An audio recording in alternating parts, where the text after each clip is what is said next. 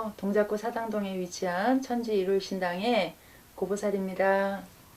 선생님 굿을 구경 갔다가 네, 귀신이 들리는 경우도 실제로 있나요? 굿에서 되게 들리는 게 아니라 뒷전 칠 때 우리가 집에서도 제사를 지내면 제사상이 있고 문전의 상이 있고요.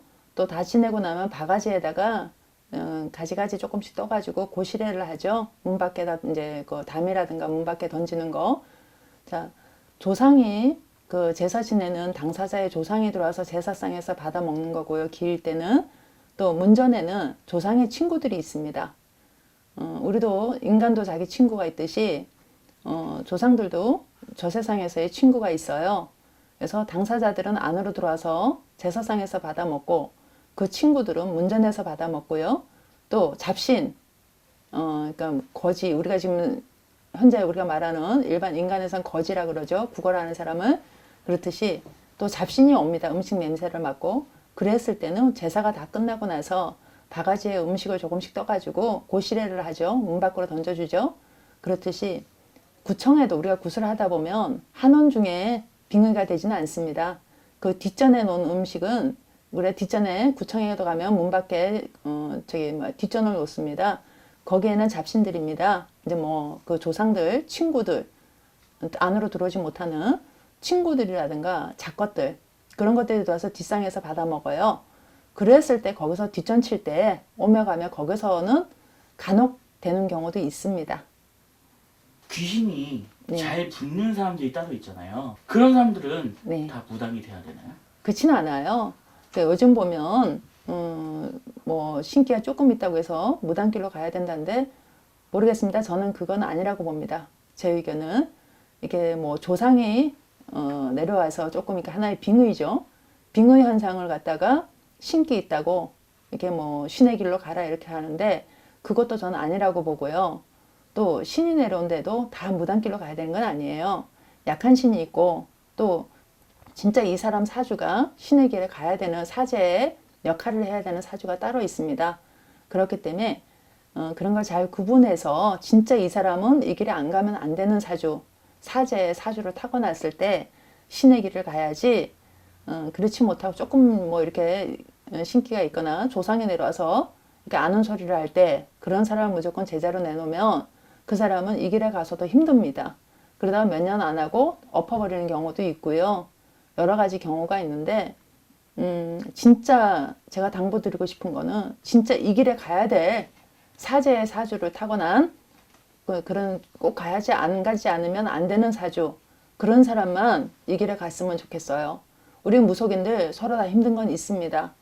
우리 본인들도 저 자신부터도 때로는 힘들고 내 자신이 서러워서 올 때도 있습니다.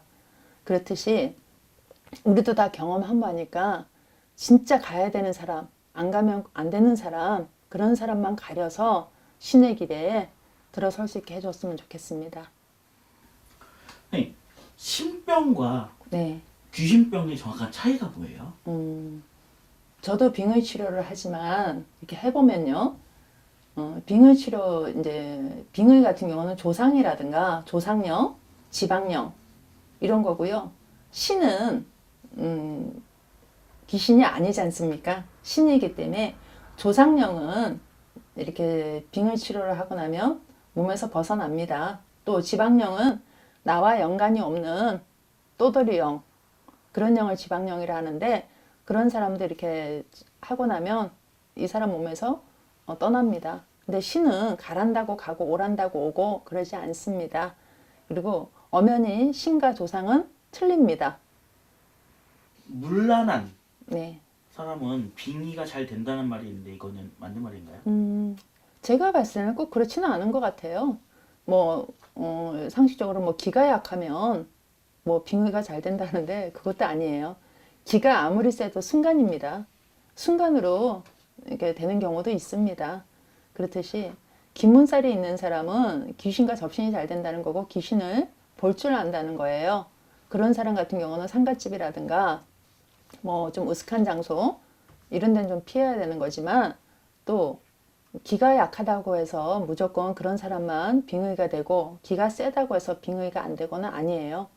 이 빙의라는 건 어느 순간 내가 어떤 충격을 받거나 상처를 받거나 쇼크를 받거나 그런 걸로 인해서 순간적으로 되는 것입니다. 그럼 아기들도 네. 빙의가 될 수 있나요? 제가 5살짜리 남자아이를 경험해 본 적이 있습니다. 그 아이가 5살이면 힘이 그렇게 세지가 않지 않습니까?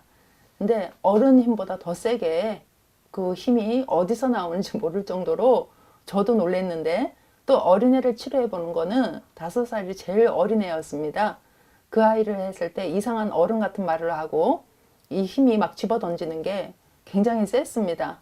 어른도 여자 어른이 들기 힘든 그런 무거운 거를 갖다가 그 5살짜리가 덜렁 들어서 집어 던지고 막 부수고 어른 흉내를 내고 어른 목소리가 나오고 그러는 걸 한번 제가 경험해 봤고요. 그 아이를 치료했었는데 그 집안의 조상령이었습니다. 그분이 살아생전에도 그렇게 좀 알코올 중독으로 간 사람인데 그렇게 거칠었다고 합니다. 그 보호자 엄마하고 같이 앉아서 이렇게 치료를 했었거든요.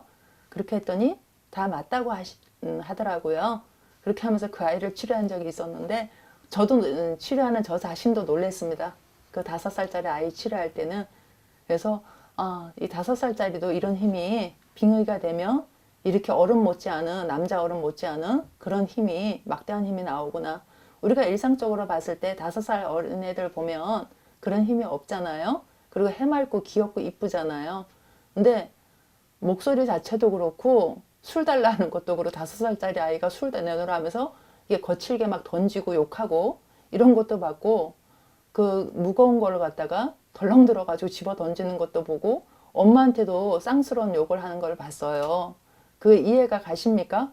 나는 내가 치료하면서도 이렇게 어린애는 처음이었고 어떻게 어린애 입에서 이렇게 이쁜 어린애 입에서 그런 험한 말이 나오나 이렇게 거친 행동을 하나 좀 한마디로 뭐 XX 이런 욕이 나오고 그런데 치료하면서 저도 너무 놀랬고 또 치료 다 하고 난 뒤에 그 해맑은 모습으로 돌아가는 거 보고도 참 놀랬습니다. 그게 치료할 때 진짜 저도 깜짝깜짝 놀래고 그 엄마도 울면서 이렇게 하는 거 봤는데 해맑은 모습으로 치료가 끝나고 돌아오는 모습 보고는 제 자신이 생각해도 어떻게 이 어린애한테 이렇게 할 수가 있나 이 어린애도 이렇게 되는구나 하고 저도 경험해 봤습니다.